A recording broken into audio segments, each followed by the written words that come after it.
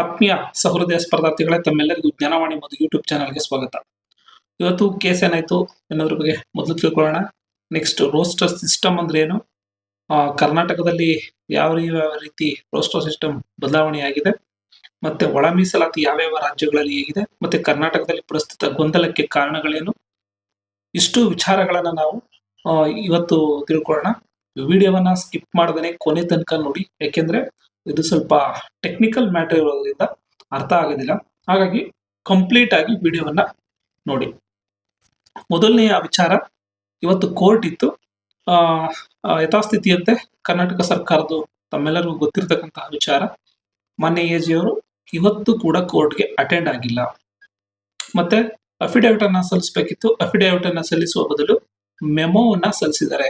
ಅಂದ್ರೆ memo ಸಲ್ಲಿಸೋದಕ್ಕೆ supreme court ಹೇಳಿದೆ, ಮೆಮೋನ ಸಲ್ಲಿಸಬೇಡಿ, affidavit ಐಎನ ಸಲ್ಲಿಸಿ ಅಂತ, ಅರ್ಜಿಯನ್ನ ಹಾಕಿ ಮತ್ತೆ ಅಫಿಡೇವಿಟ್ ಅನ್ನ ಸಲ್ಲಿಸಿ ಅಂತ. ಎರಡೂ ವಿಚಾರವನ್ನ ಬಿಟ್ಟು ಹಳೆ ಮಾದರಿ ರೀತಿಯಂತೆ ಮೆಮೋವನ್ನ ಸಲ್ಲಿಸಿತು. ಮತ್ತೆ ಇಂದು ಕೋರ್ಟ್ಗೂ ಕೂಡ ಹಾಜರಾಗಿಲ್ಲ. ಇದು ಮೊದಲನೆಯ ವಿಚಾರ. ಇನ್ನು ಎರಡನೆಯ ವಿಚಾರ ಏನು ಅಂದ್ರೆ, ಒಳ ಮೀಸಲಾತಿ ಸಂಬಂಧಿಸಿದಂತೆ ಯಾವ್ಯಾವ ರಾಜ್ಯಗಳಲ್ಲಿ ಏನೇನಿದೆ ಎಂಬುದನ್ನ ನೋಡೋದಾದ್ರೆ, ನಮ್ಮ ಪಕ್ಕದ ರಾಜ್ಯ ತಮಿಳುನಾಡಲ್ಲೂ ಕೂಡ ಕರ್ನಾಟಕ ರೀತಿಯಲ್ಲೇ ಒಳ ಮೀಸಲಾತಿ ಕೂಗು ಕೇಳಿ ಬಂದಿತ್ತು. ಅವರು ಬಹಳ ಹಿಂದಿನಿಂದ ಏನ್ ಮಾಡೋದು ಅಂದ್ರೆ, ಯಾವ ಕೋರ್ಟು ಮತ್ತೆ ಸುಪ್ರೀಂ ಕೋರ್ಟು ಕಾನೂನು ಕಟ್ಟಳೆ ಎಲ್ಲದಕ್ಕೆ ನೋಡಿ ಯೋಚನೆ ಮಾಡಿ ಹಳದಿ ತೂಗಿ ಏನ್ ಮಾಡೋದು ಅಂದ್ರೆ, ಒಳ ಮೀಸಲಾತಿನೇ ಕೊಡ್ಲಿಲ್ಲ, ಎರಡು ಮೀಸಲಾತಿ ಮಾಡ್ಬಿಟ್ರು. ಎಸ್ಸಿಲಿ ಎರಡು ಮೀಸಲಾತಿ, ಒಂದು ಅರುಂಧತಿಯರ್ ಮತ್ತೆ ಇನ್ನು ಉಳಿದಂತ ಎಸ್ಸಿಗಳನ್ನ ಎರಡು ಮೀಸಲಾತಿ ಮಾಡಿಬಿಟ್ರು. ಎರಡೇ ಪಾರ್ಟ್ ಅಲ್ಲಿ, ಎ ಮತ್ತೆ ಬಿ. ಅರುಂಧತಿಯವರಿಗೆ 3% ಕೊಟ್ಟು ಉಳಿದವರೆಲ್ಲರನ್ನು ಸೇರಿಸಿ ಒಂದು ಗುಂಪನ್ನ ಮಾಡಿದ್ರು. ಅಲ್ಲಿ ಒಳ ಮೀಸಲಾತಿ ಪ್ರಶ್ನೆ ಇಲ್ಲ. ಈಗ ತಮಿಳುನಾಡು ಮುಗಿತು. ನೆಕ್ಸ್ಟ್ ನಮ್ಮ ಪಕ್ಕದ ರಾಜ್ಯ ಆಂಧ್ರ ಮತ್ತು ತೆಲಂಗಾಣದಲ್ಲಿ ಏನ್ ಮಾಡೋದು ಅಂದ್ರೆ, ಸುಪ್ರೀಂ ಕೋರ್ಟ್ ತೀರ್ಪು ಬಂದ ತಕ್ಷಣನೇ ರೇವಂತ್ ರೆಡ್ಡಿ ಅವರು ತಮ್ಮ ಕ್ಯಾಬಿನೆಟ್ ನಲ್ಲೇ ಸದನದಲ್ಲೇ ಉಚ್ಚರಿಸಿದ್ರು, ನಾನು ಇದನ್ನ ಖಂಡಿತ ಮಾಡೇ ಮಾಡಿದ್ದೀನಿ ಅಂತ. ಅದರ ಅನ್ವಯ ಅಲ್ಲಿ ಮಾಡಿದ್ದಾರೆ. ಇನ್ನು ಚಂದ್ರಬಾಬು ನಾಯ್ಡು ಅವರು ಕೂಡ ಮಾಡಿದ್ದಾರೆ. ಅಂದ್ರೆ ಆಂಧ್ರ ತೆಲಂಗಾಣ ಎರಡರಲ್ಲೂ ಕೂಡ ಒಳ ಮೀಸಲಾತಿ ಜಾರಿಯಲ್ಲಿದೆ. ನೆಕ್ಸ್ಟ್ ಮಹಾರಾಷ್ಟ್ರದಲ್ಲೂ ಕೂಡ ಒಳ ಮೀಸಲಾತಿ ಬಗ್ಗೆ ಕೂಗೆದ್ದಿತ್ತು. ಅಂತಿಮವಾಗಿ ಅವ್ರೇನ್ ಮಾಡಿದ್ರು, ಡಾಟಾ ಬೇಕಿರೋದ್ರಿಂದ ಆ ಆಯೋಗವನ್ನ ರಚನೆ ಮಾಡಿದ್ರು. ಆಯೋಗ ಈಗ ಅಂತಿಮ ವರದಿಯನ್ನ ಕೊಟ್ಟಿದ್ದಾರೆ. ಇನ್ನೇನು ಕೆಲವೇ ದಿನಗಳಲ್ಲಿ ಅಲ್ಲೂ ಕೂಡ ಒಳ ಮೀಸಲಾತಿ ಜಾರಿ ಆಗುವ ಸಾಧ್ಯತೆ ಇದೆ. ಇನ್ನು ಕೇರಳದಲ್ಲಿ ಒಳ ಮೀಸಲಾತಿ ಪ್ರಶ್ನೆನೇ ಬರೋದಿಲ್ಲ. ಯಾಕೆಂದ್ರೆ ಅಲ್ಲಿ ಎಲ್ಲರೂ ಈಕ್ವಲ್ ಆಗಿ ಲಿಟ್ರೇಟ್ ಆಗಿದ್ದಾರೆ. ಮತ್ತೆ ಅಲ್ಲಿ ಇರೋರೆಲ್ಲರೂ ಕೂಡ ಮ್ಯಾಕ್ಸಿಮಮ್ ಏನಾಗಿದ್ದಾರೆ ಅಂದ್ರೆ, ಎಸ್ಸಿಗಳೆಲ್ಲ ಕ್ರಿಶ್ಚಿಯನ್ ಮತ್ತೆ ಇತರ ಧರ್ಮಗಳಿಗೆ ಕನ್ವರ್ಟ್ ಆಗಿದ್ದಾರೆ. ಕ್ರಿಶ್ಚಿಯನ್ ಮತ್ತೆ ಮುಸ್ಲಿಂ ಧರ್ಮಗಳಿಗೆ ಕನ್ವರ್ಟ್ ಆಗಿದ್ರೆ ಅಲ್ಲಿ ಹೆಚ್ಚಿನ ಕೂಗು ಇಲ್ಲ. ಇನ್ನು ಉಳಿದಿದ್ದು ಕರ್ನಾಟಕ ಒಂದೇ. ದಕ್ಷಿಣ ಭಾರತದಲ್ಲಿ ಒಳ ಮೀಸಲಾತಿ ಅನ್ವಯ ಆಗದೆ ಇರತಕ್ಕಂತಹ ರಾಜ್ಯಗಳಲ್ಲಿ ಮಹಾರಾಷ್ಟ್ರ ಮತ್ತೆ ಕರ್ನಾಟಕ ಎರಡೇ ಉಳ್ಕೊಂಡಿರೋದು. ಮಹಾರಾಷ್ಟ್ರದಲ್ಲಿ ಆಗುವಂತ ಸಾಧ್ಯತೆ ಇದೆ, ಆದ್ರೆ ಕರ್ನಾಟಕದಲ್ಲಿ ಗೊಂದಲ ಇದೆ. ಏನು ಈ ಗೊಂದಲ ಅನ್ನೋದನ್ನ ನಾವು ಪ್ರಸ್ತುತ 2 ವರ್ಷಗಳಿಂದ ನೋಡ್ತಾ ಬಂದಿದ್ದೀವಿ. ಈಗ ಪ್ರಸ್ತುತ ಇರ್ತಕ್ಕಂಥದ್ದು ರೋಸ್ಟರ್ ಸಮಸ್ಯೆಯನ್ನು ಸರಿಪಡಿಸಿ ಅನ್ನೋದು ಒಂದು ಸಮುದಾಯದ ಸಮಸ್ಯೆ ಆಗಿದೆ. ಹಾಗಾದ್ರೆ ರೋಸ್ಟರ್ ಅಂದ್ರೆ ಏನು, ರೋಸ್ಟರ್ ಯಾವ್ಯಾವ ವರ್ಷದಿಂದ ಹೇಗಾಯ್ತು ಎಂಬುದರ ಬಗ್ಗೆ ತಿಳ್ಕೊಳ್ಳೋಣ. ದಯವಿಟ್ಟು ಸ್ಕಿಪ್ ಮಾಡಬೇಡಿ, ಕರೆಕ್ಟ್ ಆಗಿ ನೋಡಿ. ಈಗ ನಾವು ರೋಸ್ಟರ್ ಸಿಸ್ಟಮ್ ಅನ್ನ ಯಾವ್ಯಾವ ರೀತಿ ಅನ್ನೋದನ್ನ ನೋಡೋಣ. ಆತ್ಮೀಯ ಸಹೃದಯ ಸ್ಪರ್ಧಾರ್ಥಿಗಳೇ, ತಮ್ಮೆಲ್ಲರಿಗೂ ತಿಳಿಸಿದಂತೆ ರೋಸ್ಟರ್ ಬಿಂದುಗಳ ಬಗ್ಗೆ ತಿಳ್ಕೊಳ್ಳೋಣ. ಮೊದಲನೇ ಬಾರಿಗೆ ರೋಸ್ಟರ್ ಬಿಂದುಗಳು ಸರಿ ಇಲ್ಲ ಮತ್ತೆ ರೋಸ್ಟರ್ ಬಿಂದುಗಳು ಹೇಗಿರ್ಬೇಕು ಅಂತ ಒಂದು ಮಾಡೆಲ್ ಅನ್ನ ಕೊಟ್ಟಂತವರು ಕರ್ನಾಟಕ ರಾಜ್ಯ SC/ST ನೌಕರ ಸಂಘದ ಅಧ್ಯಕ್ಷರಾದಂತಹ ಚಂದ್ರಶೇಖರಯ್ಯನವರು. ಅವರು ಕೊಟ್ಟಂತಹ ರೋಸ್ಟರ್ ಬಿಂದುಗಳು ಈ ತರ ಇದೆ.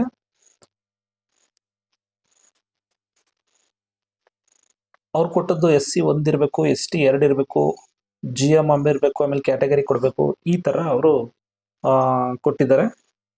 ಆಮೇಲೆ SC 2 ಕೊಟ್ಟಿದ್ದಾರೆ ನೋಡಿ, 7 ಕೊಟ್ಟಿದ್ದಾರೆ. SC 2ನ 7 ಬರಬೇಕು. ಈ ತರ ಒಂದು ಮಾಹಿತಿಯನ್ನು ಹಂಚಿ ತಮ್ಮ ಫೇಸ್ಬುಕ್ ಲೈವ್ಗಳಲ್ಲಿ ಮತ್ತೆ ಸಾಮಾಜಿಕ ಜಾಲತಾಣಗಳಲ್ಲಿ ಈ ವಿಚಾರ ಓಡಾಡಿತು.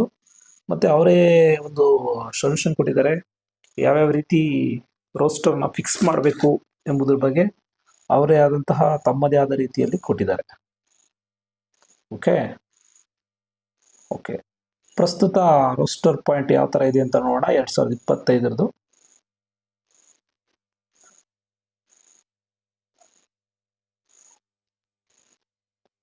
2025 ರೋಸ್ಟರ್ ಪಾಯಿಂಟ್ ಬನ್ನಿ. ಈ ತರ ಇದೆ. ಈ ರೋಸ್ಟರ್ ಪಾಯಿಂಟ್ ಸರಿ ಇಲ್ಲ, ಹಾಗಾಗಿ ನನ್ನ ರೋಸ್ಟರ್ ಪಾಯಿಂಟ್ ಅನ್ನ ನೋಡಿ ನೀವು ಸರಿ ಮಾಡ್ಕೊಳ್ಳಿ ಎಂಬುದು ಅವರ ವಾದ. 1995ನೇ ಇಸ್ವಿಯಿಂದ ಹಿಡಿದು ಇಲ್ಲಿ ತನಕನೂ ಯಥಾವತ್ತವಾಗಿ ಇದೇ ರೋಸ್ಟರ್ ಪಾಯಿಂಟ್ ಅನ್ನ ನೀಡಲಾಗಿದೆ. ಒಂದು ವೇಳೆ ತಪ್ಪು ಅನ್ನೋದಾಗಿದ್ರೆ ಮೊನ್ನೆ ಚಂದ್ರಶೇಖರ್ ಏನವರು 2022ರ ರೋಸ್ಟರ್ ಪಾಯಿಂಟ್ ಅನ್ನೇ ತಪ್ಪು ಅನ್ಬೇಕಿತ್ತು.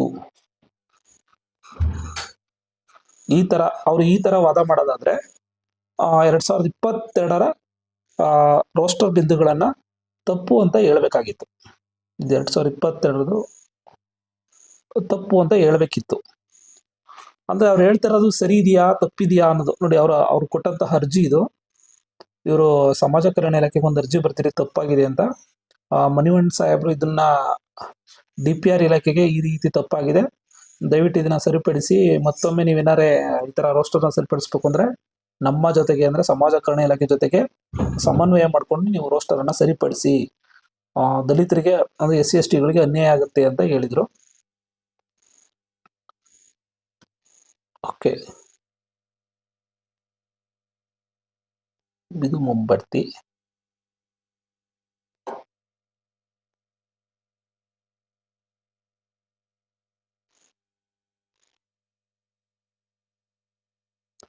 ಇದು ನೇರ ನೇಮಕಾತಿ.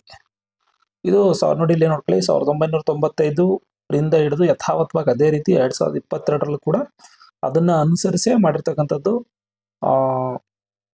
ಹಾಗಾಗಿ ಇದನ್ನ ನೋಡ್ಕೊಳ್ಳಿ, ಬಹಳ ಇಂಪಾರ್ಟೆಂಟ್ ಇದು. 1995 ಈಗ ಸರ್ಕಾರ ಮಾಡಕ್ ಕೊಟ್ಟಿರ್ತಕ್ಕಂಥದ್ದು 1995 ಇದೆ. ಹಾಗಾಗಿ ಇದನ್ನ ನೋಡ್ಕೊಳ್ಳಿ. 95 ಇದರಿಂದ ಹಿಡಿದು ಯಥಾವತ್ತವಾಗಿ ಈಗ ಬಂದಿದೆ. ನೋಡಿ ಇಲ್ಲಿ ಪರಿಶಿಷ್ಟ ಜಾತಿ 1 ಇದೆ, 9 ಇದೆ. ಹಾಗಾಗಿ ನಾನು ಚಂದ್ರಶೇಖರ್ ಅವ್ರನ್ನ ಕೇಳೋದೇನಂದ್ರೆ, ನೀವೇನಾರೆ 7ಕ್ಕೆ SC ಬರ್ಬೇಕು ಅನ್ನೋದು ನಿಮ್ಮ ಉದ್ದೇಶನೇ ಆಗಿದ್ರೆ, ಪ್ರವರ್ಗ B ಬರ್ಬೇಕು ಅನ್ನೋದಿದ್ರೆ ನೀವು 2022ರಲ್ಲೇ ನೀವು ಇದಕ್ಕೆ ತಕರಾರು ಮಾಡ್ಬೇಕಿತ್ತು, ಸರಿ ಇಲ್ಲ ಅಂತ ಹೇಳ್ಬೇಕಾಗಿತ್ತು. ಈಗ 2025ರಲ್ಲಿ ಹೇಳ್ತಾ ಇದ್ದೀರಿ. ಹಾಗಾದ್ರೆ ಅವಾಗ ನೀವು SC ST ನೌಕರ ಸಂಘದ ಅಧ್ಯಕ್ಷರಾಗಿರ್ಲಿಲ್ವಾ 2022ರಲ್ಲಿ? ನಂಗೆ ಗೊತ್ತಿಲ್ಲ ಏನಕ್ಕೆ ಅವರು ಇವಾಗ ಕೇಳ್ತಾ ಇದ್ರೆ, ಅವಾಗ ಯಾಕೆ ಕೇಳಲಿಲ್ಲ ಅನ್ನೋದನ್ನ ನಿಮಗ್ ಬಿಟ್ಟಂತಹ ವಿಚಾರ, ನೀವೇ ಯೋಚನೆ ಮಾಡಿ. ಓಕೆ, ಹಾಗಾದ್ರೆ ಅವ್ರು ಕೇಳ್ತಾ ಇರೋದು ತಪ್ಪಾ? ರೋಸ್ಟರ್ ಪಾಯಿಂಟ್ ಪರಿಶಿಷ್ಟ ಪ್ರವರ್ಗ Bಗೆ ಅನ್ಯಾಯ ಆಗಿದೆ ಅನ್ನೋದು. ಪರಿಶಿಷ್ಟ ಪ್ರವರ್ಗ Bಗೆ ಅನ್ಯಾಯ ಆಗಿರೋದು ಖಂಡಿತ ಅನ್ಯಾಯ ಆಗಿದೆ. ಆದ್ರೆ ಅವ್ರು ಕೇಳಬೇಕಾಗಿದ್ದು ಬೇರೆ ಪಾಯಿಂಟ್ ಕೇಳಬೇಕಾಗಿತ್ತು. 7ನೇ ಪಾಯಿಂಟ್ ಕೇಳ್ಬಿಟ್ಟವ್ರೆ. ಯಾವ ಪಾಯಿಂಟ್ ಕೇಳಬೇಕಾಗಿತ್ತು, ಯಾಕೆ ಕೇಳಬೇಕಾಗಿತ್ತು ಅನ್ನೋದನ್ನ ನಾವು ಈಗ ತಿಳ್ಕೊಳ್ತಾ ಹೋಗೋಣ.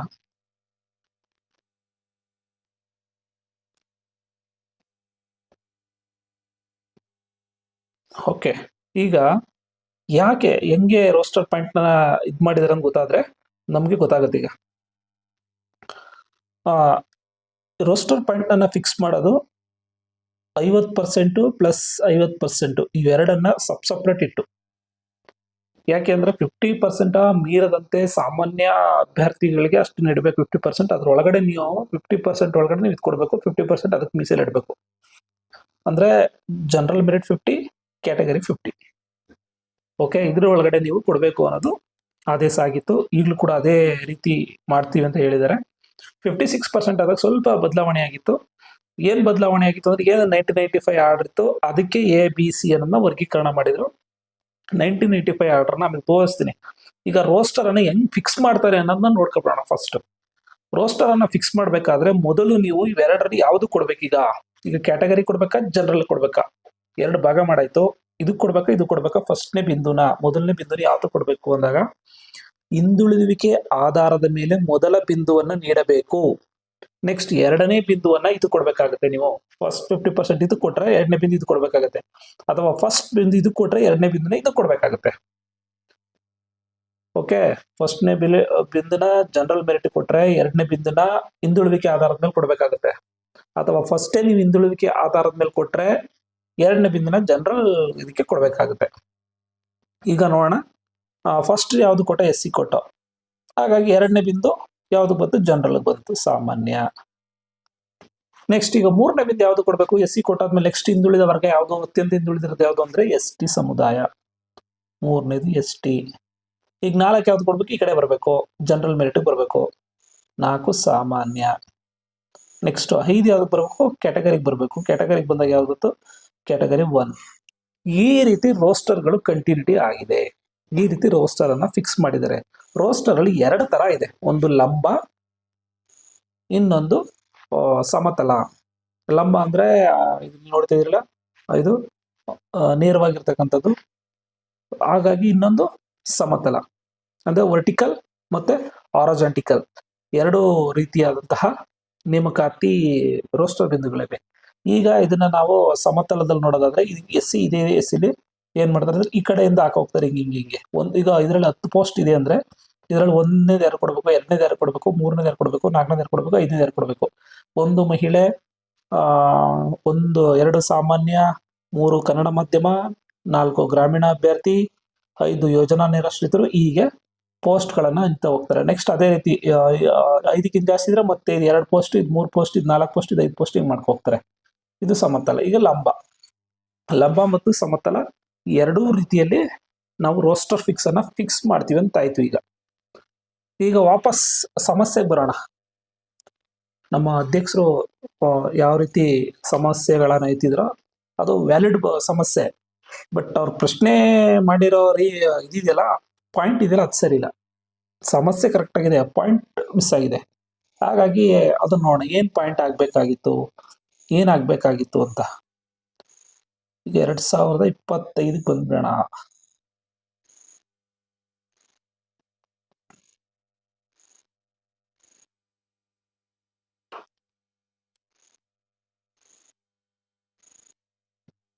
ಎರಡ್ 2025ರಲ್ಲಿ ಯಾವ್ಯಾವ ಪ್ರಮಾಣದಲ್ಲಿ ಯಾರ್ಯಾರಿಗೆ ಎಷ್ಟೆಷ್ಟು ಪ್ರಮಾಣವನ್ನು ಕೊಟ್ಟಿದ್ದಾರೆ ಅಂತ ನೋಡ್ಕೊಳ್ಳಿ. ಇದು ಓಕೆ.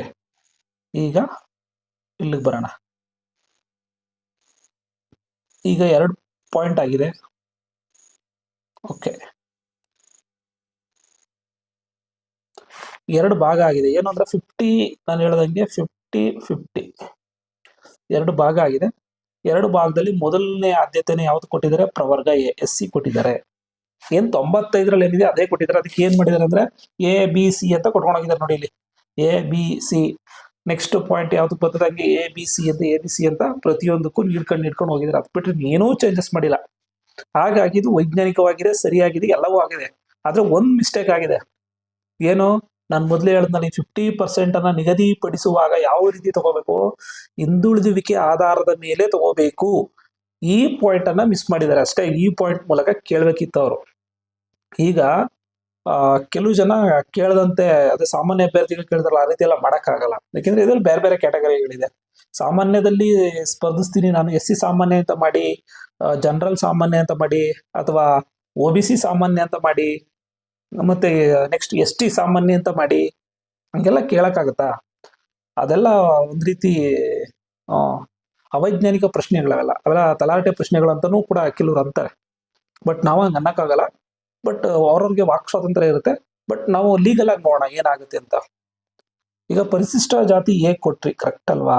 ಮೊದಲನೇ ಪ್ರಶ್ನೆ ಅದು ಹಿಂದುಳಿದುವಿಕೆ ಇತ್ತು, ಕೊಟ್ರಿ, ಕರೆಕ್ಟ್. ನೆಕ್ಸ್ಟ್ 2ನೇ ಪಾಯಿಂಟ್ ಜನರಲ್ ಕೊಡ್ಬೇಕಿತ್ತು, ಕೊಟ್ರಿ, ಕರೆಕ್ಟ್. 3ನೇ ಪಾಯಿಂಟ್ ಪರಿಶಿಷ್ಟ ಪಂಗಡಕ್ಕೆ ಕೊಟ್ರಿ. ಚಂದ್ರಶೇಖರ್ ಅವ್ರು ಕೇಳ್ತಿದ್ದು 7ನೇ ಪಾಯಿಂಟ್. ಇದು 7ನೇ ಪಾಯಿಂಟ್ ಅಲ್ಲಿ ಯಾರಿದ್ದಾರೆ, ಪ್ರವರ್ಗ 2A ಇದೆ. ಇಲ್ಲಿ ಕೊಡಕ್ಕೆ ಬರಲ್ಲ. ಅವ್ರು ಕೇಳಿದ ಪ್ರಶ್ನೆನೂ ತಪ್ಪು, ಇಲ್ಲಿ ಕೊಡಕ್ಕೂ ಬರಲ್ಲ. ಯಾಕೆ ಅಂದ್ರೆ ಪರಿಶಿಷ್ಟ ಜಾತಿ ಎ ನಂತರ ಅತ್ಯಂತ ಹಿಂದುಳಿದ ವರ್ಗದ್ದು SCB ಅನ್ನ ನೆಕ್ಸ್ಟ್ 2ನೇ ಸ್ಥಾನ ಅಥವಾ 3ಕ್ಕೆ 4ನೇ ಸ್ಥಾನಕ್ಕೆ ಬರಬೇಕು. ಮೊದಲನೇದು ಪರಿಶಿಷ್ಟ ಜಾತಿ ಯಾಕೆ ಕೊಟ್ಮೇಲೆ 2ನೇದ ಸಾಮಾನ್ಯ ಅಭ್ಯರ್ಥಿ ಕೊಡ್ಲೇಬೇಕು. Next point. ನೆಕ್ಸ್ಟ್ 3ನೇ ಸ್ಥಾನಕ್ಕೆ ಬರಬೇಕು. 4ನೇ ಸ್ಥಾನದಿಂದ 5ನೇ ಸ್ಥಾನಕ್ಕೆ ಪರಿಶಿಷ್ಟ ಪಂಗಡ ಜಂಪ್ ಆಗುತ್ತೆ, 1 ಸ್ಟೆಪ್ ಜಂಪ್ ಆಗುತ್ತೆ. ಈ ರೀತಿ ರೋಸ್ಟರ್ ಅನ್ನ ಅವರು ಅಡಾಪ್ಟ್ ಮಾಡ್ಬೇಕಿತ್ತು. ಇದು ಅವರು ಮಾಡಿರ್ತಕ್ಕಂತಹ ಇದು. ಯಾಕೆಂದ್ರೆ SC B ಕ್ಯಾಟಗರಿ ಏನಿದೆ, SC A ಕ್ಯಾಟಗರಿ ಏನಿದೆ, ಎರಡೂ ಕೂಡ ಜನಸಂಖ್ಯೆಯಲ್ಲಿ ಹೆಚ್ಚು ಕಡಿಮೆ ಸಮ ಪ್ರಮಾಣದಲ್ಲಿ ಇರ್ತಕ್ಕಂಥವು. ಪರಿಶಿಷ್ಟ ಜಾತಿ ಒಂದು 50 ಲಕ್ಷ ಅಲ್ಲ, ಒಂದು 5 ಲಕ್ಷ ಜಾಸ್ತಿ ಇದೆ. ನಾಗಮೋಹನ್ ದಾಸ್ ಆಯೋಗದ ವರದಿ ಪ್ರಕಾರ 5ರಿಂದ ಒಂದು 6 ಲಕ್ಷ ಜಾಸ್ತಿ ಇದೆ. ಜನಗಣ ಎಲ್ಲ ಇದರಲ್ಲೂ ಕೂಡ ಪರಿಶಿಷ್ಟ ಜಾತಿ ಪ್ರವರ್ಗ ಎ ಜಾಸ್ತಿ ಇದೆ ಅಂತಾನೆ ಹೇಳಿದೆ. ಅದ್ ಬಿಟ್ರೆ ಅದಕ್ಕಿಂತ ಒಂದು 5 ಲಕ್ಷ ಕಡಿಮೆ ಇದೆ. ಮತ್ತೆ ಹಿಂದುಳಿದುವಿಕೆಯಲ್ಲೂ ಕೂಡ ಇದನ್ನ ಬಿಟ್ಟ ನಂತರ ಅದಿದೆ. ಪರಿಶಿಷ್ಟ ಜಾತಿ ಎ ಬಿಟ್ಟ ನಂತರ ಹಿಂದುಳಿದುವಿಕೆಯಲ್ಲಿ ಪರಿಶಿಷ್ಟ ಜಾತಿ ಬಿ ಇದೆ. ಹಾಗಾಗಿ ನೀವು ಅದಕ್ಕೆ ಕೊಡಬೇಕಾಗುತ್ತೆ. ಒಂದು ವೇಳೆ ಅಲೆಮಾರಿಗಳೇನಾರೆ ಪರಿಶಿಷ್ಟ ಜಾತಿಯಲ್ಲಿ ಪ್ರವರ್ಗ ಎ ಬಂದ್ರೆ ಅವರು ಫಸ್ಟ್ ಪ್ರವರ್ಗ ಎಗೆ ಬರ್ತಾರೆ. ನೆಕ್ಸ್ಟ್ ಈಗ ಪ್ರವರ್ಗ ಬಿ ಏನಿದೆ ಅದು ಹಿಂದುಳಿದುವಿಕೆ ಆಧಾರದ ಮೇಲೆ ನೀವು 2ನೇ ಪಾಯಿಂಟ್ ಅನ್ನ ಅಂದ್ರೆ 3ನೇ ಪಾಯಿಂಟ್ ಅನ್ನ ನಿಗದಿ ಮಾಡಬೇಕು. ಈ 3ನೇ ಪಾಯಿಂಟ್ 5ಕ್ಕೆ ಹೋಗುತ್ತೆ. ನೆಕ್ಸ್ಟ್ 7ರಲ್ಲಿದ್ದವರು 9ಕ್ಕೆ ಹೋಗ್ತಾರೆ. ಹಂಗೆ ಒಬ್ಬೊಬ್ಬರೊಬ್ರು ಇದ್ದಕ್ಕೆ ಹೋಗ್ತಾರೆ. ಅಷ್ಟೇ, ಏನಿಲ್ಲ. ರೋಸ್ಟರ್ ಪಾಯಿಂಟ್ ಅನ್ನ ನಾವೇನ್ ಮಾಡ್ಬೇಕು, ಸರಿಯಾಗಿ ದೂಗಿಸುವಂತಹ ಪ್ರಶ್ನೆಗಳನ್ನ ಕೇಳಬೇಕಿತ್ತು ಅನ್ನೋದು ನಮ್ಮ ಅಭಿಪ್ರಾಯ. ಈ ರೀತಿ ಬೇಕಾದ್ರೂ ಮಾಡ್ಬೋದು, ಅಥವಾ ಸರ್ಕಾರ ಏನ್ ಮಾಡುತ್ತೆ ಅಂತ ನೋಡೋಣ. 10ನೇ ತಾರೀಕು ಇದೇ ವಿಚಾರವಾಗಿ ಇದೆ. ಸರ್, ಯಾಕೆ ಸರ್ ರೋಸ್ಟರ್ ಪಾಯಿಂಟ್ ಬಗ್ಗೆ ಹೇಳ್ತಾ ಇದ್ದೀರಿ ಅಂದ್ರೆ, ನಾನು ಹೇಳ್ತಾ ಇದ್ದೀನಿ, ಸರ್ಕಾರ ತೀರ್ಮಾನಿಸಿದೆ ಏನಂತ, ಒಳ ಮೀಸಲಾತಿ ಕೊಡೋದು ನಮ್ಮ ಬದ್ಧತೆ ಇದೆ, ಖಂಡಿತ ನಾವು ಕೊಡ್ತೀವಿ ಅಂತ. ಹಾಗಾಗಿ ಇದು 25/8/2025 ಆದೇಶ ಏನು ಹೊರಡಿಸ್ತು, ಆ 25 ಅದಕ್ಕೆ ಆದೇಶಕ್ಕೆ ಕಾನೂನಿನ ನೆರವನ್ನ ನೀಡಿದೆ, ಅಂದ್ರೆ ಕಾನೂನು ಬಲವನ್ನು ತುಂಬಿದೆ. ಎರಡೂ ಸದನಗಳಲ್ಲಿ ಮಸೂದೆ ಮಂಡನೆಯಾಗಿ ಎಲ್ಲಾ ಶಾಸಕರು ಸರ್ವಾನುಮತದಿಂದ ಎಲ್ಲಾ ಪಕ್ಷದವರು ಒಪ್ಪಿಕೊಂಡು ಅಂತಿಮವಾಗಿ ರಾಜ್ಯಪಾಲರ ಸಹಿ ಹಾಕಿರೋದ್ರಿಂದ ಇದು ಒಳ ಮೀಸಲಾತಿ ಖಂಡಿತ ಜಾರಿ ಆಗ್ಲೇಬೇಕು. ಉಳ್ಕೊಂಡಿರೋ ಅದು ಸಮಸ್ಯೆ ತೆಗಿಯಕ್ಕಾಗಲ್ಲ, ಬಿಡಕ್ಕಾಗಲ್ಲ, ಆ ತರ ಆಗಿದೆ. ಅದು ಕಂಟಿನ್ಯೂ ಮಾಡ್ಲೇಬೇಕಾದ್ರೆ. ಇನ್ನು ಉಳ್ಕೊಂಡಿರೋ ಸಮಸ್ಯೆ ಏನ್ ಬಗೆಹರಿಸಬಹುದು ಅಂದ್ರೆ, ಈ ಸಮಸ್ಯೆನ ಬಗೆಹರಿಸಬೇಕಾಗುತ್ತೆ. ಹಾಗಾಗಿ ಇದನ್ನ ಬಿ ಕೊಡ್ಬೇಕಾಗುತ್ತೆ. ಈ ಪಾಯಿಂಟ್ ವ್ಯಾಲಿಡ್ ಪಾಯಿಂಟ್ ಅನ್ನ ಅವರು ಹೇಳ್ಬೇಕಾಗಿತ್ತು, ಹೇಳಿಲ್ಲ. ಈಗ ಗೊತ್ತಾಯ್ತಾ ಏನು ಅಂತ. ರೋಸ್ಟರ್ ಅನ್ನ ಹೇಗ್ ಇದ್ ಮಾಡ್ತಾರೆ, ಏನ್ ಆಗ್ಬೇಕಾಗಿತ್ತು, ಅವ್ರು ಏನ್ ಕೇಳುವಾಗ ಯಾವ ರೀತಿ ಮಿಸ್ ಆಯ್ತು, ಇದನ್ನ ನೋಡೋಣ. ಹಾಗಾಗಿ ಕೆಲವೊಂದು ಕಾನೂನು ಇದಿರ್ತಾವಲ್ಲ, ಅಧಿಕೃತ ಆದೇಶಗಳಿರ್ತಾವಲ್ಲ, ಈ ತರ ಅಧಿಕೃತ ಆದೇಶಗಳನ್ನ ತಗೊಂಡು ಎಲ್ಲಾನು ವೆರಿಫೈ ಮಾಡಿ ಅನಂತರ ಇದ್ ಮಾಡ್ಬೇಕು. ನೆಕ್ಸ್ಟ್ ಈ 50% ಅನುಕೂಲದ ರೀತಿ ಒಂದಕ್ಕೊಂದು ನಂತರ ನೀಡ್ತಾ ಹೋಗ್ಬೇಕು. ಇದು ರೋಸ್ಟರ್ ಮಾಡ್ತಕ್ಕಂತಹ ಒಂದು, ಅಂದ್ರೆ ರೋಸ್ಟರ್ ಅಂದ್ರೆ ಯಾವ ಪ್ರವರ್ಗನ ಯಾವ ಬಿಂದುವಿನಲ್ಲಿ, ಅಂದ್ರೆ ಯಾವ ಕ್ರಮಾಂಕದಲ್ಲಿ ನೀಡಬೇಕು ಅನ್ನೋದೇ ರೋಸ್ಟರ್ ಪಾಯಿಂಟ್. ಇಷ್ಟು ಈ ರೋಸ್ಟರ್ ಪಾಯಿಂಟ್ ನ ಮಾಹಿತಿ. ಇನ್ನು ನೆಕ್ಸ್ಟ್ 2ನೆಯ ಪ್ರಶ್ನೆ, ನಾಗಮೋಹನ್ ದಾಸ್ ಆಯೋಗ ವರದಿ ಏನಿದೆ, ಇದೊಂದು ಅವೈಜ್ಞಾನಿಕ ಎಂಬ ಪದಗಳನ್ನ ಬಳಸ್ತಾ ಇದ್ದಾರೆ. ಯಾವುದೇ ವ್ಯಕ್ತಿಗಳನ್ನ ಗೌರವಯುತವಾಗಿ ಸಂಬೋಧಿಸೋದು ಭಾರತ ಸಂಸ್ಕೃತಿ. ಹಾಗಾಗಿ ನಾವು ಯಾರನ್ನೂ ಕೂಡ ಅಗೌರವವಾಗಿ ನೋಡ್ಕೋಬಾರ್ದು ನ್ಯಾಯಮೂರ್ತಿಗಳನ್ನ. ನೆಕ್ಸ್ಟ್ ಅವ್ರು ಕೊಟ್ಟಿರುವ ವರದಿ ಹೇಗಿದೆ, 90% ಕರೆಕ್ಟ್ ಆಗಿದೆ. ಯಾರು ಕೂಡ 100% ಅಕ್ಯುರೇಟಿ ಆಗಿ ಹೇಳಕ್ಕಾಗಲ್ಲ. ಕೆಲವೊಂದು ಸಣ್ಣ ಪುಟ್ಟ ದೋಷಗಳಿಲ್ಲ ಅಂತಲ್ಲ.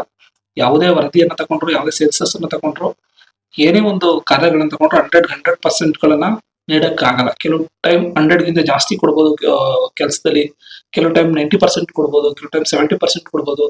ಬಟ್ ನಾಗಮೋಹನ್ ದಾಸ್ ಕಮಿಟಿ ಏನ್ ಮಾಡಿದೆ ಅಂದ್ರೆ, ಡಾಟಾನ ಕರೆಕ್ಟಾಗಿ ಕಲೆಕ್ಟ್ ಮಾಡಿದೆ. ಡಾಟಾ ಅಂತೂ ಕರೆಕ್ಟ್ ಆಗಿದೆ. ಏನಂದ್ರೆ, ಯಾಕೆ ಅಂದ್ರೆ ಇದನ್ನ ನಾವು ಮೊಬೈಲ್ ಆಪ್ಗಳ ಮೂಲಕ, ಶಿಕ್ಷಕರ ಮೂಲಕ ಕರೆಕ್ಟ್ ಮಾಡಿದ್ವಿ. ಮತ್ತೆ ಅವ್ರ ಫೋಟೋ ಇದೆ, ಸಿಗ್ನೇಚರ್ ಇದೆ, ಮತ್ತೆ ರೇಷನ್ ಕಾರ್ಡ್ ನಂಬರ್ ಇದೆ, ಆಧಾರ್ ಕಾರ್ಡ್ ನಂಬರ್ ಇದೆ. Ration card, Aadhaar card number ಅನ್ನ ಯಾರು ಕ್ರಿಯೇಟ್ ಮಾಡಕ್ ಆಗಲ್ಲ, ಹಾಗಾಗಿ ಇಲ್ಲಿಗಲ್ ಅಂತ ಹೇಳಕ್ಕಾಗಲ್ಲ. ಮತ್ತೆ ಏನು ಪ್ರಶ್ನೆಗಳಿದ್ದಾವೆ ಅಂದ್ರೆ, ಇದು ಜನಸಂಖ್ಯೆ ಕಡಿಮೆ ಇದೆ, ಅದರ ಜನಸಂಖ್ಯೆ ಕಡಿಮೆ ಇದೆ. ಪ್ರಸ್ತುತ ನಾನೇ ಹೇಳ್ಬೇಕು ಅಂದ್ರೆ, ನಾನೇ ಸೆನ್ಸಸ್ ಮಾಡಿದಂತ ಸಂದರ್ಭದಲ್ಲಿ ಎಷ್ಟೋ ಮನೆಗಳಲ್ಲಿ ರೇಷನ್ ಕಾರ್ಡ್ಗಳಿಲ್ಲ, ಆಧಾರ್ ಕಾರ್ಡ್ ಇದೆ, ರೇಷನ್ ಕಾರ್ಡ್ಗಳಿಲ್ಲ. ರೇಷನ್ ಕಾರ್ಡ್ ಇದ್ದಂತಹ ಕುಟುಂಬಗಳು ಎಷ್ಟೋ ಮಿಸ್ ಆಗಿದೆ. ಕಾರಣ, ಅವರು ರೇಷನ್ ಕಾರ್ಡ್ ಮಾಡಿಸ್ಕೊಂಡಿರಲ್ಲ. ಇನ್ನು ಎಷ್ಟೋ ಜನ ವಲಸೆ ಹೋಗಿರ್ತಾರೆ, ಅಲೆಮಾರಿಗಳು ವಲಸೆ ಹೋಗಿರ್ತಾರೆ, ಅವ್ರದ್ದು ಮಾಹಿತಿ ಇರೋದಿಲ್ಲ. ಅವ್ರು ಎಷ್ಟೋ ವರ್ಷಕ್ಕೊಂದ್ಸರಿ ಊರು ಬರ್ತಾರೆ. ಈ ತರ ಸಮಸ್ಯೆಗಳಿದೆ. ಏನೇನೋ ಟೆಕ್ನಿಕಲ್ ಸಮಸ್ಯೆಗಳಿದೆ. ಆ ಜನಗಳು ಮತ್ತೊಂದ್ರೆ ಮತ್ತೊಂದ್ ಕಡೆ ವಾಸ ಇರ್ತಾರೆ. ಇನ್ನು ಎಷ್ಟೋ ಜನ ನಾವು ಎಸ್ಸಿಗಳಿಗೆ ಹೇಳ್ಕೋಬೇಕಲ್ಲ ಅಂತ ನಗರ ಜನದಲ್ಲಿ ಹೇಳ್ಕೊಂಡಿರೋದಿಲ್ಲ. ಎಲ್ಲಾ ಸಮಸ್ಯೆಗಳಿಂದ ಕಲೆಕ್ಟ್ ಮಾಡಕ್ ಆಗಿಲ್ಲ. ಬೆಂಗಳೂರು ಅಂತ ಪ್ರದೇಶದಲ್ಲಿ ಕೇವಲ ಕಡಿಮೆ ಪರ್ಸೆಂಟೇಜ್ ಆದ್ರೂ ಕೂಡ ಈಗ ಅಕ್ಕಿ ಬೆಂದಿದೆಯೋ ಇಲ್ವೋ ಅಂತ ಚೆಕ್ ಮಾಡಕ್ಕೆ ಒಂದಗಳಾದ್ರೆ ಸಾಕು. ಬಟ್ ಡಾಟಾ ಚೆನ್ನಾಗಿದೆ, ಜಾಸ್ತಿನೇ ಇದೆ. ಇದು ಒಂದಗಳಲ್ಲ, 90% ಅನ್ನ ಆಗಿದೆ. ಹಾಗಾಗಿ ಇದನ್ನ ನಾವು ತೀರ್ಮಾನ ತಗೊಳ್ಳುವಂಥದ್ದು ಸರ್ಕಾರಕ್ಕೆ ಬಿಟ್ಟಿತ್ತು. ಸರಿ ಇದೆಯಾ, ಸರಿ ಇಲ್ವಾ, ಏನ್ ಮಾಡ್ಬೇಕು ಅಂತ ಸರ್ಕಾರ ಅದನ್ನ ನೋಡಿ ಇದ್ ಮಾಡಿ ತಗೊಳ್ತಕ್ಕಂಥದ್ದು. ಆಲ್ರೆಡಿ ಸರ್ಕಾರ ಏನ್ ಮಾಡಿದೆ, ಅದನ್ನ ಅಂಗೀಕಾರ ಮಾಡಿದೆ. ನಾಗಮೋಹನ್ ದಾಸ್ ಆಯೋಗವನ್ನ ಅಂಗೀಕಾರ ಮಾಡಿದೆ. ಅದರನ್ವಯನೇ ಪರಿಷ್ಕರಣೆ ಮಾಡಿ ನಾವು ಈ ಒಂದು ನಿರ್ಧಾರವನ್ನು ತಗೊಂಡಿದ್ವಿ. 665 ಅಂತ ಹೇಳಿದೆ. ನೆಕ್ಸ್ಟ್ ಈ ಒಂದು ಆಯೋಗದ ನಂತರ ನೆಕ್ಸ್ಟ್ 2011 ಜನಗಣತಿ ಬರುತ್ತೆ. 2021 ಈಗ ನೆಕ್ಸ್ಟ್ ಜನಗಣತಿ ಬರುತ್ತೆ. 21 ಬರ್ಲಿಲ್ಲ, ಈಗ 27 ಜನಗಣತಿ ನಡೀತದೆ, ನೆಕ್ಸ್ಟ್ 28ಕ್ಕೆ ಬರುತ್ತೆ ಇದಾವೆ. ಹಾಗಾಗಿ ಅದನ್ನ ಡಾಟಾವನ್ನು ಬೇಕಾದ್ರೂ ತಗೋಬಹುದು. ಅಲ್ಲಿ ತನಕ ಯಥಾವತ್ತವಾಗಿ ಏನಿದೆ ಅದನ್ನ ಮುಂದುವರಿಸ್ಕೊಂಡು ಹೋಗ್ಬೋದು. ನನ್ನ ಅನಿಸಿಕೆ ಏನು ಅಂದ್ರೆ, ಬೇಗ ಈ ಪ್ರಾಬ್ಲಮ್ಗಳು ಮುಗಿದು ನೇಮಕಾತಿಗಳು ಪ್ರಾರಂಭ ಆಗ್ಲಿ. ಯಾರು ಕೋರ್ಟ್ಗೆ ಹೋಗೋದು ಬೇಡ. ಕೋರ್ಟ್ಗೆ ಹೋದ್ರೆ ಗೊತ್ತು ಸಮಸ್ಯೆಗಳು ಏನಂತ. ಕೋರ್ಟ್ಗೆ ಹೋದ್ರೆ 1 ವರ್ಷ 2 ವರ್ಷ ಆಗುತ್ತೆ. ನಾವು ಹೋರಾಟ ಮಾಡಿದ್ರೆ ಅದು ಕೋರ್ಟ್ ಅಲ್ಲಿ ಇದೆ ಅಂತ ಹೇಳ್ಬಿಟ್ಟು ಸ್ಟಾಪ್ ಮಾಡ್ಬಿಡ್ತಾರೆ. ಹಾಗಾಗಿ ಕೋರ್ಟ್ ಅನ್ನೋದು ಒಂದು ಸ್ವಲ್ಪ ಡಿಲೇ ಆಗ್ತಕ್ಕಂತಹ ಸಬ್ಜೆಕ್ಟ್, ಎಳಿತಕ್ಕಂಥ ಸಬ್ಜೆಕ್ಟ್. ಆಮೇಲೆ ವಿದ್ಯಾರ್ಥಿಗಳಿಗಾಗ್ಲಿ ಅಥವಾ ಹೋರಾಟಗಾರರಿಗಾಗ್ಲಿ ಅದಕ್ಕೆ ಹಣ ಹೊಂದಿಸ್ತಕ್ಕಂಥದ್ದು, ಪ್ರತಿ ವಾರನೂ ಅದಕ್ಕೆ ಹೋಗ್ತಕ್ಕಂಥದ್ದು ಬಹಳ ಹಿಂಸೆ ನಮ್ಗೆ. ನಮ್ಗೆ ಏನಂದ್ರೆ, ನಮ್ಗೆ ಈಸಿಯಾಗಿ ನೋಟಿಫಿಕೇಶನ್ಗಳಾಗ್ಲಿ, ಎಕ್ಸಾಮ್ಗಳು ಕಾಲಾಗ್ಲಿ ಅನ್ನೋದು ನಮ್ಮೆಲ್ಲರ ಆಸೆ. ನೀವು ಏನಾರೇ ಮಾಡಿ ಎಕ್ಸಾಮ್ಗಳು ಇದಾಗ್ಲಿ. ಕೆಲವರು ವಾದ ಏನಂದ್ರೆ, ಏನು ಪ್ರಾಬ್ಲಮ್ ಇದೆ 50%, 15% ಏನಿದೆ ಅದನ್ನ ಇಟ್ಟೇ ಬೇಕಾರೆ ಮಾಡಿ ಅನ್ನೋದು ಕೆಲವರು ವಾದ. ಇನ್ನು ಕೆಲವರು ವಾದ ಇನ್ನು ಒಳ ಮೀಸಲಾತಿ ಅನ್ವಯಿಸಿ ಮಾಡಿ ಅನ್ನೋದು. ಇನ್ನು ಕೆಲವರು ವಾದ ಒಳ ಮೀಸಲಾತಿ ಬೇಡ, ಹಾಗೆ ನೀವು ನೇಮಕಾತಿಗಳನ್ನ ಮಾಡಿ ಅನ್ನೋದು ಎಲ್ಲರ ವಾದ. ನಮ್ಮ ಭಾರತ ಏನು ಅಂದ್ರೆ, ಎಲ್ಲರ ನೋವುಗಳಿಗೆ ಸ್ಪಂದಿಸಿ ಎಲ್ಲರನ್ನೂ ಕೂಡ ಸಹ ಜೊತೆ ಕರ್ಕೊಂಡು ಹೋಗುತ್ತದೆ ನಮ್ಮ ಭಾರತದ ಸಂಸ್ಕೃತಿ.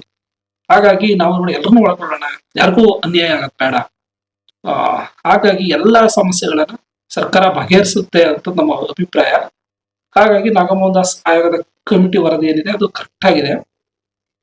ಏನು ಅಲ್ಲಿ ಇಲ್ಲಿ ಕೆಲವು ಕ್ಯಾಟಗರಿಗಳನ್ನ ಬದಲಾವಣೆ ಮಾಡಿರ್ತಕ್ಕಂಥದ್ದು, ಕೆಲವೊಂದು ಇದು ಆಗಿರ್ತಕ್ಕಂಥದ್ದು, ಅದನ್ನ ಸರಿಪಡಿಸ್ಕೋಬಹುದು. ಅಥವಾ ಅದಕ್ಕೆ ಬೇಕಾದ್ರೆ ಒಂದು ದಿನ ಕೂತು ಏನಾಗಿದೆ, ನಾಗಮೋಹನ್ ದಾಸ್ ಅವ್ರನ್ನೇ ಕೂರಿಸ್ಕೊಂಡು ಏನಾಗಿದೆ, ಏನ್ ಮಾಡ್ಬೋದಿತ್ತು ಅಂತೆಲ್ಲ ಚರ್ಚೆ ಬೇಕಾದ್ರೂ ಮಾಡ್ಬೋದು. ಬಟ್ ಅದು ಸರಿ ಇಲ್ಲ ಅನ್ನೋದು, ಸಂಪೂರ್ಣ ಸರಿ ಇಲ್ಲ ಅನ್ನೋದು ತಪ್ಪು. ಸರಿ ಇಲ್ಲ ಅನ್ನೋದಕ್ಕಿಂತ ಸಂಪೂರ್ಣ ಸರಿ ಇಲ್ಲ, ತಿರಸ್ಕಾರ ಮಾಡ್ಬಿಡಿ ಅನ್ನೋದು ತಪ್ಪು. ಯಾಕಂದ್ರೆ ಸರ್ಕಾರ ಸುಮಾರು 1000 ಕೋಟಿಗಳ ವೆಚ್ಚವನ್ನ ಮಾಡಿದೆ, ಇದಕ್ಕೆ 100 ಕೋಟಿಗಳನ್ನ ವೆಚ್ಚ ಮಾಡಿದೆ. ತುಂಬಾ ಜನ ಶಿಕ್ಷಕರು ಶ್ರಮ ಪಟ್ಟಿದ್ದಾರೆ. ಶ್ರಮಕ್ಕೊಂದು ಬೆಲೆ ಬೇಕು, ಅಷ್ಟೊಂದು ಅದಕ್ಕೆ. ಹಾಗಾಗಿ ಎಲ್ಲವನ್ನ ನೋಡಿ ಹಳದಿ ತೂಗಿ ಸರ್ಕಾರ ಈ ಒಂದು ವ್ಯವಸ್ಥೆಯನ್ನ ಮಾಡುತ್ತೆ ಅಂತ ಹೇಳುತ್ತೆ. ರೋಸ್ಟರ್ ಪಾಯಿಂಟ್ ಬಗ್ಗೆ, ಮತ್ತೆ ನಾಗಮೋಹನ್ ದಾಸ್ ವೈಜ್ಞಾನಿಕ ವರದಿ ಅನ್ನೋದ್ರ ಬಗ್ಗೆ, ಮತ್ತೆ ಇವತ್ತಿನ ನೇಮಕಾತಿ ವಿಚಾರದಲ್ಲಿ ಸರ್ಕಾರ ಏನ್ ಮಾಡ್ಬೇಕಾಗಿತ್ತು ಅಂದ್ರೆ ಕೋರ್ಟ್ಗೆ ಹೋಗ್ಬೇಕಾಗಿತ್ತು, ಹೋಗಿಲ್ಲ. ಇಷ್ಟು ವಿಚಾರಗಳನ್ನ ನಿಮ್ಮ ಮುಂದೆ ತಿಳಿಸ್ತಾ ಇದ್ವಿ. ಇಲ್ಲಿ ಯಾವುದೇ ಒಬ್ಬರ ಪರವಾಗಿ ವಿರೋಧವಾಗಿ ಅಂತೂ ಖಂಡಿತ ಮಾಡ್ತಾ ಇಲ್ಲ. ವಸ್ತುಸ್ಥಿತಿ ಏನಿದೆ ಅದನ್ನ ಮಾತ್ರ ಹೇಳ್ತೀವಿ. ನಾವು ಗೌರ್ಮೆಂಟ್ ನೌಕರರಾಗಿದ್ದು, ಏನು ಪ್ರೆಸೆಂಟ್ ಹಿಂದೆ ಏನಿತ್ತು, ಇವತ್ತಿಂದ ಹಿಂದೆ ಏನಿತ್ತು ಆ ವಿಚಾರವನ್ನ ಹೇಳ್ತೀವಿ. ಈ ಗಂಟೆಯಿಂದ ಹಿಂದೆ ಏನ್ ನಡೆದಿದೆ ಆ ವಿಚಾರಗಳನ್ನ ಮಾತ್ರ ಪ್ರಸ್ತುತಪಡಿಸ್ತೀವಿ ಹೊರತು ಮುಂದಿನ ವಿಚಾರಗಳನ್ನ ನಾವು ಹೇಳೋದಕ್ಕೆ ಪ್ರಯತ್ನ ಪಡಲ್ಲ. ಭವಿಷ್ಯವನ್ನ ಹೇಳೋದು, ನಾಳೆ ಹಾಗಾಗುತ್ತೆ, ನಾಳೆ ಕಾಲ ಆಗ್ಬಿಡುತ್ತೆ, ನಾಳೆ ಇದ್ ಮಾಡ್ಬಿಡುತ್ತೆ, ಈ ವಿಚಾರಗಳನ್ನ ನಾವು ಹೆಚ್ಚಾಗಿ ಹೇಳಕ್ ಹೋಗಲ್ಲ. ಯಾಕೆಂದ್ರೆ ನಾವೊಂದು ಕೆಲವೊಂದು ನೇಮಕಾತಿಗಳನ್ನ ಹೇಳ್ಬೋದು, ಈ ಕಾಲ ಆಗುತ್ತೆ, ಈ ರೀತಿ ಆಗಲ್ಲ. UPSC ಇದೆ ಅಲ್ವಾ, ಅದನ್ನ ಯಾವಾಗ ಕಾಲ ಆಗುತ್ತೆ, ಏನಾಗುತ್ತೆ ಅನ್ನೋದನ್ನ ನಾವು ಹೇಳ್ಬೋದು. ಯಾಕೆಂದ್ರೆ ಅದು ಪ್ರತಿ ವರ್ಷ ಅದನ್ನ ಆ ರೀತಿ ಮೇಂಟೈನ್ ಮಾಡ್ಕೊಂಡು ಹೋಗಿದೆ. ಆದ್ರೆ ನಮ್ಮಲ್ಲಿ ಆ ರೀತಿ ಆಗಿಲ್ಲ. ನಮ್ಮಲ್ಲೂ ಕೂಡ ಅದೇ ರೀತಿ ಸರ್ಕಾರ ಏನ್ ಮಾಡ್ಲಿ ಅಂದ್ರೆ, ಈ ವರ್ಷ ಇಷ್ಟು ಹುದ್ದೆಗಳನ್ನ ಕಾಲ್ ಮಾಡ್ತಾ ಇದೀವಿ, ಈ ತಿಂಗಳಲ್ಲಿ ಕಾಲ್ ಆಗುತ್ತೆ, ಈ ತಿಂಗಳಲ್ಲಿ ಪರೀಕ್ಷೆ ಆಗುತ್ತೆ, ಈ ತಿಂಗಳಲ್ಲಿ ರಿಸಲ್ಟ್ ಬಿಡ್ತೀವಿ. ಇಷ್ಟನ್ನು ಕೂಡ ಏನ್ ಕ್ಯಾಲೆಂಡರ್ ಇಯರ್ ಏನ್ ಬರುತ್ತೆ UPSC SSC ಆ ತರ ಇಲ್ಲಿ ಬಿಟ್ರೆ ಆಯ್ತು. ನೆಕ್ಸ್ಟ್ ಏನಂದ್ರೆ, ಭ್ರಷ್ಟಾಚಾರ ಮುಕ್ತವಾಗಿ ನೋಡ್ಕೋಬೇಕು. ಇಷ್ಟು ನಮ್ಮ ಬೇಡಿಕೆಗಳು ಅಷ್ಟೇ, ಏನಿಲ್ಲ. ಸ್ಪರ್ಧಾರ್ಥಿಗಳ ಬೇಡಿಕೆಗಳೇನಪ್ಪ ಅಂದ್ರೆ, ಕರೆಕ್ಟಾಗಿ ಎಕ್ಸಾಮ್ ಆಗ್ಬೇಕು, ಕರೆಕ್ಟಾಗಿ ನೋಟಿಫಿಕೇಶನ್ ಆಗ್ಬೇಕು, ಏನು ತೊಂದರೆಗಳಾಗಬಾರ್ದು, ಭ್ರಷ್ಟಾಚಾರ ಆಗ್ಬಾರ್ದು ಅನ್ನೋದು ಎಲ್ಲರ ಆಸೆ. ಇಷ್ಟು ನಮ್ಮ ಆಸೆಗಳು ಈಡೇರಲಿ ಅಂತ ಭಾವಿಸ್ತಾ ಇದನ್ನ ಹೆಚ್ಚು ಜನರಿಗೆ ಶೇರ್ ಮಾಡಿ. Thank you so much.